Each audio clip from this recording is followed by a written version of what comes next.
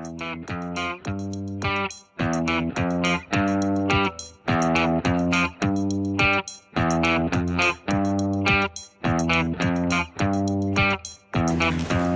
hello, my name is Jawaad, and I am a senior here at Arlington High School, and this is my digital portfolio, and I'm using it to show my senior exhibition. And basically, the reason I made this digital portfolio is to show you what I've done over the 4 years in the Mesa Academy, and just show how I've progressed over the years, since the 9th grader and now 12th grader, and all my experiences.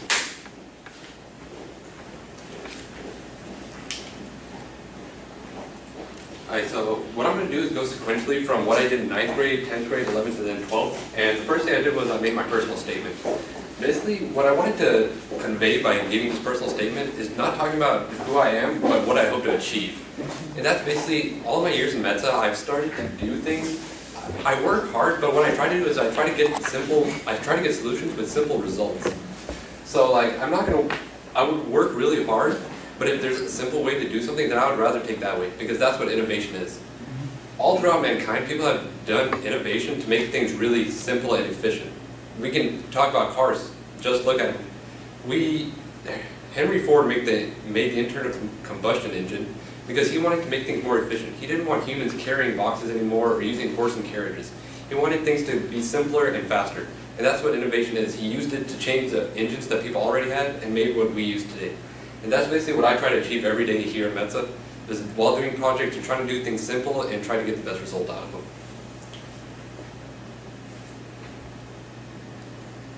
Okay, and then moving on to my resume and cover letter. Should clear up here in a second. It usually does. Maybe it just takes a second to clear up. But I'm going to try to go through this very fast because it's just like any other resume. I'm just talking about the skills I've earned over the years.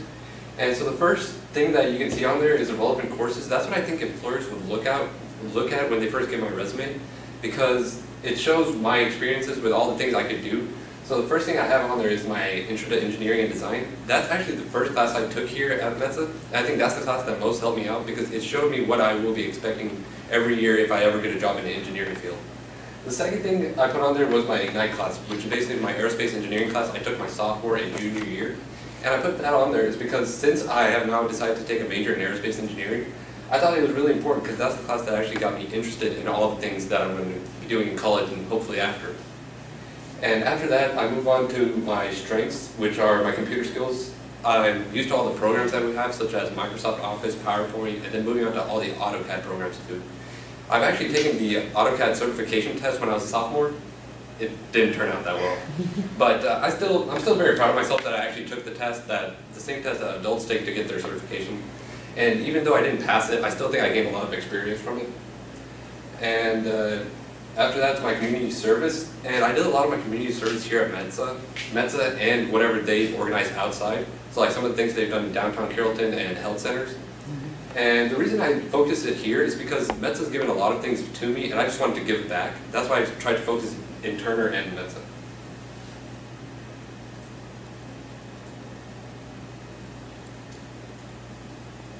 Alright, now I'm going to move on to my internship. And this was very interesting to me because I never thought I'd be doing this ever.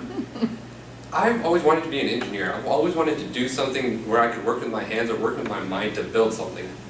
And yet I ended up in an internship in a political campaign. I have no idea how that happened. But if you know me, I'm not a political person. I don't really like politics. If you ask me something about them, I won't know. And I'm really not even a part of any party, either Democratic or Republican, but if you ask me to choose, I'm rather a Democrat than a Republican. And that's what was really awkward doing this. My internship was working for Steve Wynn, who was a Republican House of Representative candidate. It was a really awkward conversation when I first talked to him and he asked me which party I supported. After that, he just never looked at me the same way. But, so while working for Steve Wynn, I actually worked for his campaign manager. Her name was Victoria Smith. And I think I really connected with her because she was just right out of college. Excuse me. She was right out of college and she went to Baylor here in Texas. And she was right out of college and she was at the top of her field. And that kind of got me interested. Like, how do you actually get to the top of a campaign right out of college? Don't you need people who have experience, people who have done it before? But she was telling me that the way she got interested in all this was her mom was actually a campaign manager too. And it's over the years, as she watched her mom, she just wanted to do the same thing, and that's how she got drawn in. And what really made me happy was that she wasn't trying to force me to understand her political campaign ways and stuff like that. She just wanted me to gain some experience of how the real world works. So just going on to the stuff I did there. The pictures that I have in the corner, you can see the first one is a phone. To most people it looks like just a simple phone. To me it was my best friend. I made 700 phone calls with that phone over the 2 weeks I worked with it. And I can tell you, by the end of the 2 weeks, me and the phone got to know each other. We were very close. And now just browsing through the other pictures, you can see that was my workspace. That is actually Mr. Steve Wynn's dining room table. See, most people worked out of a cubicle in an office building, or maybe even had an office themselves. But he didn't really have an office to work in, so every day I would have to drive to his house, which is in Irving, and work out of his dining room table. It was literally me at one end, Steve in the middle, and Victoria in the other corner. And that's how he worked every day. And it was just kind of funny seeing his wife and kids run through the living room, and every once in a while coming by and asking us what are we doing. It was just fun trying to explain it to them. And maybe one of them actually wants to become president one day. You can see how that turns out. This is just another picture of the dining room table. See that we have a lot of pamphlets and everything signing them all. And I put that picture up there.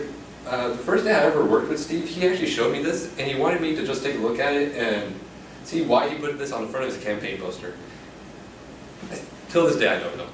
He was trying to get something, I just can't remember. But I just really like what it's saying, showing Uncle Sam right there, telling people to get involved. It's just reminded me of Mensa, how Mr. Ronnie always says, you got to get involved in Mensa.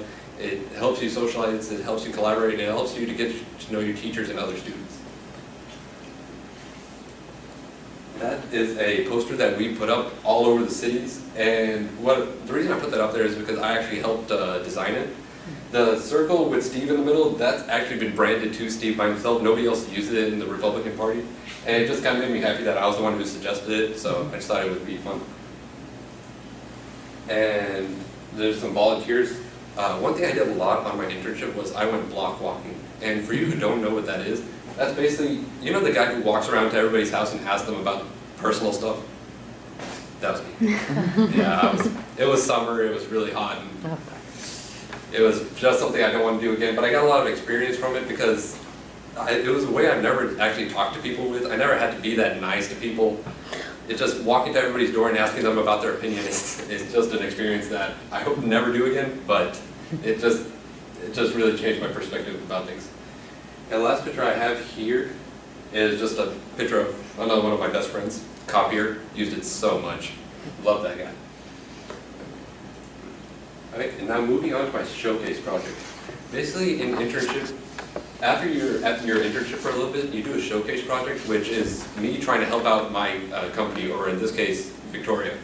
And her project to me was trying to get a reconstruction of her social media, which basically meant that when she made a Facebook and Twitter and a Google Plus for Steve, it wasn't actually turning out that well. She wasn't getting a really good response from the people who were viewing her or following her. So she asked me since I was in high school if I could help her out and see what I could do to it. And I found 3 things that were wrong. And you can see it on the right side if you want to read it. The first thing that I thought was wrong was she was writing paragraphs in her Facebook feeds. You don't write paragraphs. And she was writing like full 3, 4, maybe 5 paragraphs. And one thing that I've always noticed is people's attention spans when they're reading a Facebook post, they only last for a couple of sentences. Anything longer than that, then people just start to drift and they just might skip forward. So that was the first thing I saw. The second thing was that she was posting it every couple of hours. And if you post something every couple of hours, people are just going to get like uninterested with it. That, oh, look, he just posted it again. So I recommend that she posts it one post every 2 or 3 days to keep it interesting and just to keep showing the big ideas. And the last thing that I saw was wrong was, my head just went blank. That it was too focused around the campaign. That might sound a little weird because when you make a Twitter or Facebook, you try to get it around the ideas you want to propose. But what I started noticing is every time it talked about the campaign, it would get less likes as the year went on. But when I would go to a volunteer helping out Steve, it would get the most response from the comments and the feeds and likes. And the further I went down the months, I kept on seeing the same trend. When it would talk about Steve, the likes would be less, and when it would talk about the volunteers and the people that they helped, the likes would be more. And that's where I drew my conclusion of saying that people like it when you talk about yourself, but they don't want it too much. Like, they don't want to see that you're conceited about yourself. Instead, they want to see how you're helping other people and how others are helping you. And after giving these findings, I got in contact with her after a month after my internship, and she was saying that she was getting better responses from her Twitter and Facebook feed, which that meant my showcase project was a success. Okay, moving on to my senior year, I did my capstone project in my senior year with my partner Orlando Medrano. And the reason, the first time I partnered up with them, the first week we decided we wanted to help out Mensa because, like I said, they've done so much for us, we wanted to give back. So specifically we worked for Miss McKee, who is the World History and Perspective teacher and the AP American US History teacher. And basically what we did was we took one of her failed projects that she did in previous years that students did not like and she was not getting a good result from, and she wanted us to see what was the problem and try to come up with a better project. So basically what we saw was the project just consisted of just typing stuff. She asked the students to type up documents of documents of documents, and it just wasn't interesting at all. Even if I was a sophomore, I wouldn't have paid any attention to it because it was just non-interactive. And sophomores usually want something that they can see, that they can do with their hands, not like elementary schoolers, but they just want a little bit more interaction. That's why what we decided was, instead of having a project centered around documents, we should have a project centered around artifacts and Roman structure and stuff like that, that students could actually be interested in. And like some of the majors like architects and stuff like that could be really drawn to it. And that's why we decided to make the project kind of a archaeological dig, seeing how, like, if we went back in Roman times, what would we have found? Why would they have made structures like that? And why it eventually led to their destruction, which I'm not going to talk about right now. But you can see right here, one criteria that we talked to Ms. McKee about was that we wanted to make her a Roman model that she could put in her room to show all of her students as kind of like an example. So you can see right here on the right side, that's what my partner Orlando worked on. He was really good with the AutoCAD part of it, so the inventor model. What he did is he worked with our mentor, Mr. Guerrero, upstairs, and he designed the 3 complete models and had each of the designs go right down to the stonework heads that they had on, which was extremely, extremely detailed. And what I did is, when he was done with that, I took a 2D printout from there, and I just put it on the 12 foam blocks you see right here, and I just slowly like shaved it down where I kept on getting the structure, and I painted it at the end and wrote whip in the original Greek, Roman up at the top and the center. And just one thing I like to say when talking about my capstone project is we had finished about a month before we had to turn it in. But what happened is, when I was sculpting the model, for the paint to stick on there, I had to put a layer of hairspray. And what somebody told me was any aerosol would eat the foam. But I was like, nah, you're crazy, it's not gonna work. It dissolved my whole model. It shriveled it up into like one little puddle, and I literally had to start all over with a month left. But luckily with Orlando's help, he ended up being a really good sculptor, and we just got the project done within 2 weeks, and we turned it in. And while Ms. McKee was still here, she always complimented on us, because she did implement it during this year's WIP, and they did have a better response than previous years. Right, now going on to my college comparison essay. Basically what you see on the right side is a chart. The only 2 colleges that I actually were paying attention to in this chart were DeVry University and the Art Institute, because of my majors that I was thinking of sophomore year, which were computer engineering or either an art degree, which I just loved art, that's why I wanted an art degree. But the reason I put this chart up there is because I wanted to see the tuition cost compared to what I would actually be getting out of there. So you can see I have a Word document right here. For some reason the title's not there, but what it is a ratio between how much I would pay for college and how much I would be expected to earn after getting the major I wanted. So from an art institute, the best thing would be either working with a museum as a curator and talking about their art, or just going somewhere out country and working with art museums over there. And what I was noticing is that it would be fun and it would be an adventure, but it's not something that I would like to do for the rest of my life. So that's why I've just taken that off my list. And the same thing with DeVry University. Computer engineering would have been fun, or computer software engineering, but it just wouldn't be what I wanted to do. I wanted something to work with my hands, somewhere I could use a lot of math skills and a lot of my science that I've gone through my aerospace engineering course to work with. And that's where I ended up at Texas A&M University. to all the Aggies in the room, which I think they left. That's so sad. Go Aggies. But anyways, next year I will be going to Texas A&M University to achieve my aerospace engineering major, and maybe after that get a master's too, but that's still in the process. And the reason I picked Texas A&M was I didn't want to go out of state because of the tuition cost, so I decided to stay in state, and that was between UT and Texas A&M. But through my research, I saw that Texas A&M, are you shaking your head? So I decided that Texas A&M was the best engineering school in Texas, and that's why I was just drawn through it, and seeing my other friends also go there, it would have just been a better experience for me if I went there. And just a side note, I just got my roommate. Who is it? His name is Adrian Garcia, and he does not like tall people. Oh. That's what it says in his description. Oh, great. It was a problem. He must be very short. Yes. We all have that complex. Yeah, so looking forward to talking to him later. Uh-oh. Yeah. Are Trip and Dustin roommates? Yes, they are. Okay. I'm actually living in the dorm next to them. Okay. I had to plan that out. Alright, just to end this presentation, I just wanted to go through the learning outcomes that I went through at Mensa. And so the first one is collaboration. I think that's the most helpful out of all of them, because that's what really I struggled with freshman year, just getting out and talking to people. Being from the kid that would just sit in the corner and do the whole project, rather than becoming somebody who would actually go out and talk to his team and knowing what each of their strengths and weaknesses were and learning how everybody else could help on the project and we could just make it all better instead of me just working on it by myself. Communication, I think that's basically the same thing as collaboration. Just communicate ideas to my team member and a good way to communicate with my presentation skills as well. Curricular literacy, just a great way to know the content. I think through my aerospace engineering course, just knowing the content is what drove me towards the aerospace engineering major, because I just was able to understand physics so well and understand fluid dynamics that I knew I should just do this for the rest of my life, and that's where I was drawn towards. Going down the list. Critical thinking, and what I think critical thinking is using your brain to solve really complex issues. But like I said in my personal statement, I like to do it the most simplest way possible. And I think that's a skill I acquired here at Mensa. Instead of trying to go through the most complex way to get a good result, just go through the simplest way and make it great. Information literacy, just learning how to use programs like I talked about, AutoCAD, Microsoft Word, Office, all of those. Self-direction was really hard for me freshman year, because it was actually becoming responsible of my work, and in some cases being responsible for others' work too, because I couldn't just do mine and allow my team to do whatever they wanted. I had to actually communicate with them and see, like, okay, you're doing this.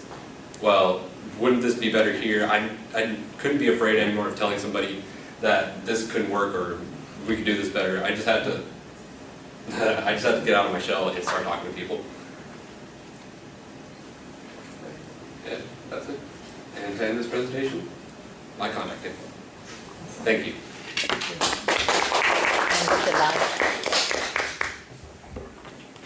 Questions? I have a question. Yes. So although your internship wasn't so relevant to what you're planning on doing in the future, do you think that you could still find stuff that you learned throughout your internship that you could apply to an aerospace engineering field? To some extent, yes. It's a lot of the political knowledge that she was passing on to me wasn't really helpful for my field. But what I did get is her presentation skills, because a story I have is one day, I have to go from the very beginning.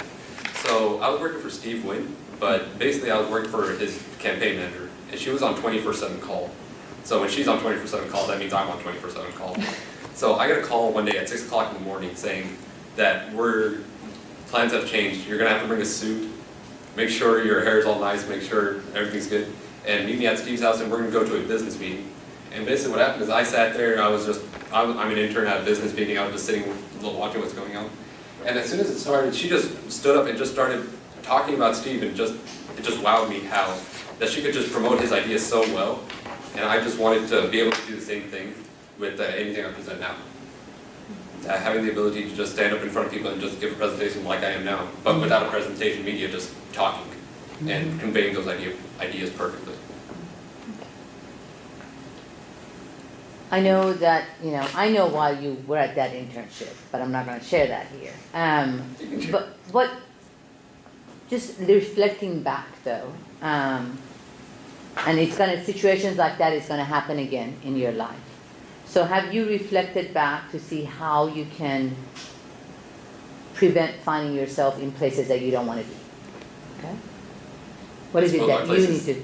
Hmm? I suppose places you can't be is Exactly. talking about my internship. Uh-huh. So the reason I was in my internship is because I ended up coming a week late instead of the full amount of time. So Mr. Ronnie actually had no other internship spots, and instead of wasting that month of summer, I was just like, I just need an internship right now. So I guess what I can learn from that is just be organized. Don't lose the paperwork. Don't just wait everything for the last minute. I just got to get organized and just start doing things.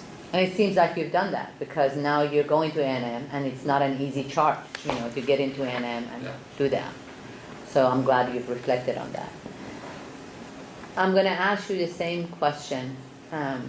Thinking back of your first year, what was the toughest thing that you feel like you experienced here? The toughest thing I would say was, during your freshman year, your presentation skills aren't that good, but when you start getting comfortable, it starts getting better. But what happens is when another team member isn't as good, or they're just not as ready as you, and the day before the presentation they email you and saying that I'm not done with my part, can you help me out? It's like it's 11 at night. Sure, why not? Because now I have to rely on him for my grade, but I also kind of want to help him out because he's also trying to learn the ropes. So I guess one thing that that was the hardest thing for me is just getting used to helping everybody else and making sure that I'm just not rude to them, just talking like, hey, you're just doing this wrong. Just learning how I can help them by also helping myself and making them grow as a person as well as myself.